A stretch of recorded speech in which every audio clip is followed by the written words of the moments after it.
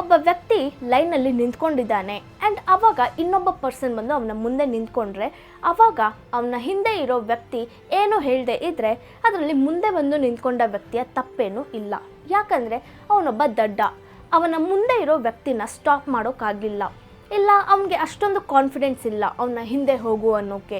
ಒಂದು ವೇಳೆ ನಿಮ್ಮ ಹತ್ರ ಯಾರಾದರೂ ಚೆನ್ನಾಗಿ ಬಿಹೇವ್ ಮಾಡಿದ್ರೆ ಆವಾಗ ನೀವು ಸಹ ಹಾಗೆ ಬಿಹೇವ್ ಮಾಡಿ. ಬಟ್ ನಿಮ್ಮ ಮುಂದೆ ಅವರೇನಾದರೂ ಬೇಡದೇ ಇರೋ ಕೆಲಸ ಮಾಡಿದ್ರೆ ಆವಾಗ ನೀವು ಸಹ ಸೇಮ್ ವೇಯಲ್ಲಿ ಒಂದು ಸ್ಟ್ರಾಂಗ್ ರೆಸ್ಪಾನ್ಸ್ ಕೊಡೋದು ತುಂಬ ಮುಖ್ಯ. ಇದು ಯಾವಾಗ ಸಾಧ್ಯ ಆಗುತ್ತೆ ಅಂದರೆ ನೀವು ಯಾವಾಗ ನಿಮ್ಮ ಸಿಚುಯೇಷನ್ಗೆ ಅನುಗುಣವಾಗಿ ಚೇಂಜ್ ಮಾಡ್ಕೊಳ್ತೀರೋ ಆವಾಗ ಸಾಧ್ಯ. ಅದಕ್ಕೆ ನೀವು ನಿಮ್ಮ ಕಂಫರ್ಟ್ ಝೋನಿಂದ ಆಚೆಗೆ ಬರಬೇಕು. ಲೈಫ್ನ ಚಾಲೆಂಜಸ್ನ ಫೇಸ್ ಮಾಡೋಕ್ಕೆ ಸ್ಟಾರ್ಟ್ ಮಾಡಿ. ಎಷ್ಟರ ಮಟ್ಟಿಗೆ ನೀವು ನಿಮ್ಮ ಕಂಫರ್ಟ್ ಝೋನಿಂದ ಆಚೆ ಬಂದು ಹೊರಗಿನ ಪ್ರಪಂಚನ ನೋಡ್ತಿರೋ ಅಷ್ಟರ ಮಟ್ಟಿಗೆ ನಿಮ್ಮ ಕ್ಲೆವರ್ನೆಸ್ ಹೆಚ್ಚಾಗ್ತಿರುತ್ತೆ. Number 4, emotionally intelligent arguments. Clever and intelligent people ತುಂಬ ಕಮ್ಮಿ ಮಾತಾಡ್ತಾರೆ, ಆದರೆ ಅವ್ರಿಗೆ ಮಾತಾಡೋ ಅಂಥ ಸಿಚುಯೇಷನ್ ಬಂದರೆ 10 ಸರಿ ಥಿಂಕ್ ಮಾಡ್ದೇ ಮಾತಾಡ್ತಾರೆ. ಅಂಥವರಿಗೆ ಇದು ಚೆನ್ನಾಗಿ ಗೊತ್ತು, ಲೈಕ್ ಅವರು ಯಾವಾಗ ಏನು ಮಾತಾಡಬೇಕು ಆ್ಯಂಡ್ ಯಾವಾಗ ಸೈಲೆಂಟ್ ಆಗಿರಬೇಕು ಅಂತ. ಸೈಲೆಂಟ್ ಅಂದ ಕೂಡಲೇ ನೆನಪಾಯಿತು, ನಾನು already the power of silence ಅನ್ನೋ ಒಂದು ವಿಡಿಯೋ ಮಾಡಿದ್ದೀನಿ, ಅದರ ಲಿಂಕ್ನ ಡಿಸ್ಕ್ರಿಪ್ಷನಲ್ಲಿ ಕೊಟ್ಟಿರ್ತೀನಿ, ಮಿಸ್ ಮಾಡದೆ ನೋಡಿ, ತುಂಬ ಯೂಸ್ಫುಲ್ ಇರುತ್ತೆ. Coming back to video.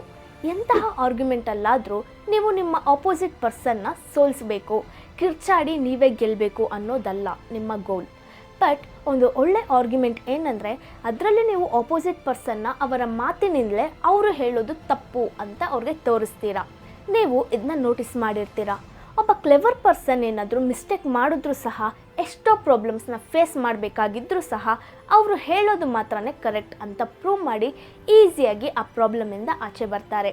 Just imagine ಮಾಡ್ಕೊಳ್ಳಿ, ಇಬ್ಬರ ಮಧ್ಯೆ ಆರ್ಗ್ಯುಮೆಂಟ್ ನಡೀತಿದೆ, ಅದರಲ್ಲಿ ಒಬ್ಬ ವ್ಯಕ್ತಿ ಅವನು ಹೇಳೋದು ಮಾತ್ರನೇ ಕರೆಕ್ಟ್ ಅಂತ ಪ್ರೂವ್ ಮಾಡ್ಕೊಳ್ಳೋ ಕೆಲಸದಲ್ಲಿದ್ದಾರೆ ಆ್ಯಂಡ್ ಆಪೋಸಿಟ್ ಪರ್ಸನ್ ಹೇಳೋದು ತಪ್ಪು ಅಂತ ಆರ್ಗ್ಯೂ ಮಾಡ್ತಿದ್ದಾರೆ.